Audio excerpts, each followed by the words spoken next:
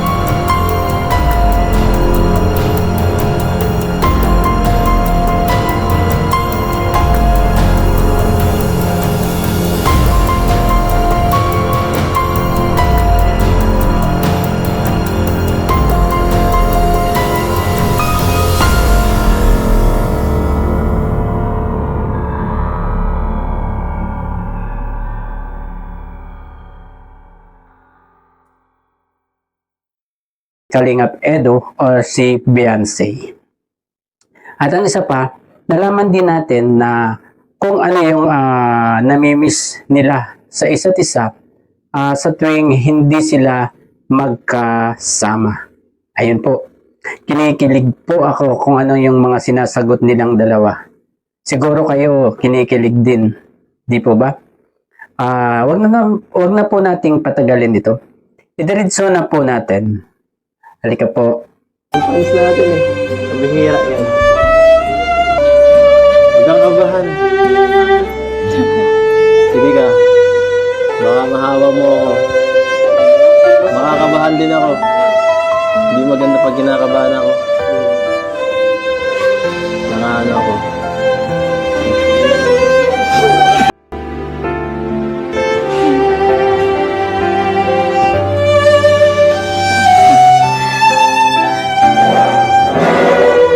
Ilan na to Gusto ko siya.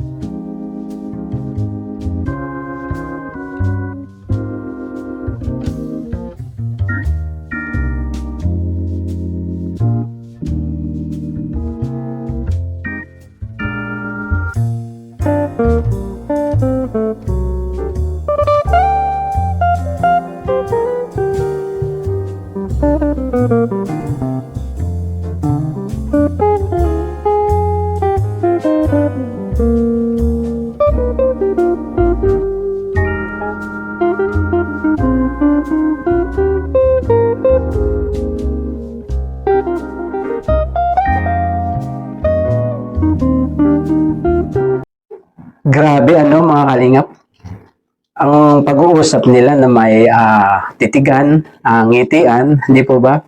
Hanggang sa punto na isayaw na ni Kalingap Edu, si Biancy. At lalo pa silang nagpakilig sa mga manonood nang mag-usap sila habang sumasayaw. Napaka-romantic po, di ba mga Kalingap? Halatang halata sa kanilang dalawa na napakasaya nila na nakarating sila sa anniversary sa kanilang pagtatandem bilang love team ng Kalingap. Ito po, panoorin pa po natin ang ibang clip ng video ito. Halika po. Naging seryoso na si Kalingap Edu, di po ba? At talagang nagtapat na siya ng buong puso niya ng pagmamahal kay Biancy. At halata naman na si Biancy ay masaya sa mga naririnig kay Kalingap Edu. Di po ba? Pero yung pagtatapat ni Kalingap Edu na yun, meron pong sagot si Biancy. Ito po, panoorin po natin. Alam mo, sa dami mong sinabi, hindi ko na alam tuloy kung ano sasabihin ko. Pero ano, yun. Mga sa lahat na gusto kong magpasalamat kasi ikaw yung binigay ni Lord. Sige, okay lang. Yun lang muna. Happy anniversary. Happy anniversary. Hanggang doon muna. Ayun po mga Kalingap. Ang sagot ni Biancy kay Kalingap Edu sa I love you ni Kalingap Edu ay I like you. Yun daw muna kasi alam na natin, di ba, na bata pa si Biancy, hindi pa pwedeng siwalat kung anong meron talaga sa kanila kasi bata pa nga siya. Bahalang si Kalingap Edu na lang ang magsalita ng ganyan. Di po ba? At ang isa pang tumatak sa isip ko ay yung pareho silang nagsabi na nagpapasalamat sa Diyos na ang bawat isa sa kanila ang ibinigay. Di ba? Binigay ng Diyos ang bawat isa sa kanila. Binigay ng Diyos si Biancy kay Edu at ibinigay ng Diyos si Edu kay Biancy. Mga Kalingap, kayo na mag-isip kung anong ibig sabihin ng mga sinabi nilang ganyan. Di po ba? Meron pa po tayo, diretso na po natin, mga Kalingap. Siya nga pala, ano? Wifi. May dala ako dito regalo. Ito, hindi ko lang kung magugustuhan mo to, Hindi pa kasi nakadating yung yung in-order ko eh. So, iba na lang naisip ko. Kung pinakakailangan mo na pinapapansin ko lang. Kasi wala eh. Halos, ang dami mo ng gamit eh. Ang dami ng mga damit, kung ano-ano. Halos nasa iyo nga lahat din eh. Ito, sana hindi mo wala. Magagamit ko na to. Lumalabas. Makikita mo to palagi. Sa live. Ito din, makikita mo lagi. Pag magkasama na tayo. Thank you. Thank you, Sir Gift. Ayun, dahil sa anniversary nila, pareho silang may regalo sa bawat isa. At ang regalong yan,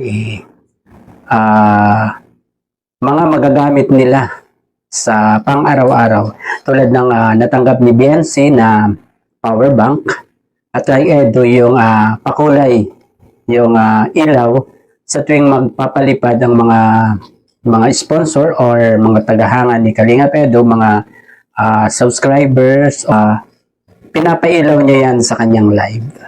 Di po ba?